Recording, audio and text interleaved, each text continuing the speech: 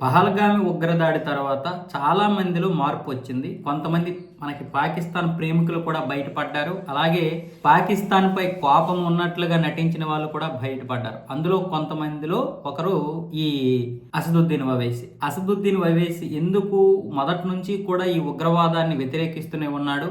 భారత్ ప్రభుత్వం గట్టి నిర్ణయం తీసుకోవాలి, పాకిస్తాన్‌పై దాడి చేయాలి అని మొదటి నుండి కూడా చెబుతూనే ఉన్నాడు. అదేవిధంగా రాత్రి 1:44 మన ఆర్మీ దళాలు అలాగే ఎయిర్ ఫోర్స్ నేవీ ఈ 3 త్రివిధ దళాలు అయితే విరుచుకుపడ్డాయి పాకిస్తాన్ పైన. 9 ఉగ్ర స్థావరాలపై అయితే విరుచుకుపడ్డాయి. కొంతమంది దాదాపు 80 మంది అయితే ఖతమైపోయారు. మరి కొంతమందిని ఖతం చేయడానికి అయితే ప్రణాళికలు రచిస్తున్నారు. ఇంకా అందులో ఎంతమంది చనిపోయినది ఇంకా తేలలేదు. 80 మంది మాత్రమే చనిపోయినట్లు తెలుస్తుంది ఇప్పటికీ.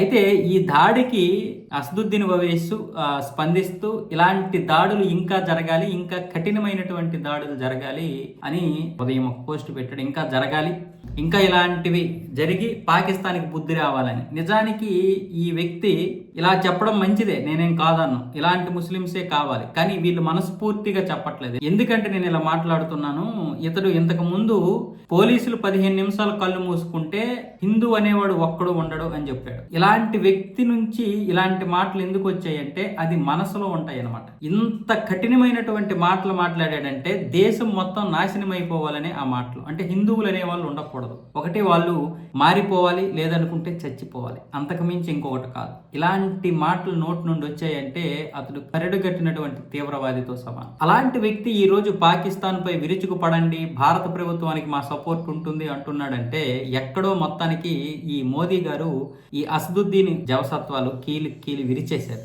లేదా విరిచేస్తాడని భయం పుట్టుంటది. లేదంటే మొన్నటి నుండి చూస్తున్నాను అసదుద్దీన్ ఒవైసీలో చాలా మార్పు వచ్చింది. మోదీ ఏం ప్లాన్ చేస్తున్నాడో ఏంటో ఎవరికీ అర్థం కాదు, అది పక్కన పెట్టండి. కానీ ఇక్కడ నాయకుల పైన కూడా ఏం చేస్తున్నాడో అర్థం కాని పరిస్థితుల్లో ఉన్నారు. రేపు 2029 నాటికి ఏదో ఒక సమాధానం చెప్పొచ్చు. ఏది 15 నిమిషాలు పోలీసులు కళ్ళు మూసుకుంటే హిందువు అనేవాడిని ఒక్కడిని ఉంచను అన్న దాని మీద గట్టి కసరత్తులే జరిగాయి వెనక నుంచి. లేకపోతే మనోడు ఇంత దినిగా పాకిస్తాన్ పై అయితే విరుచుకుపడాడు.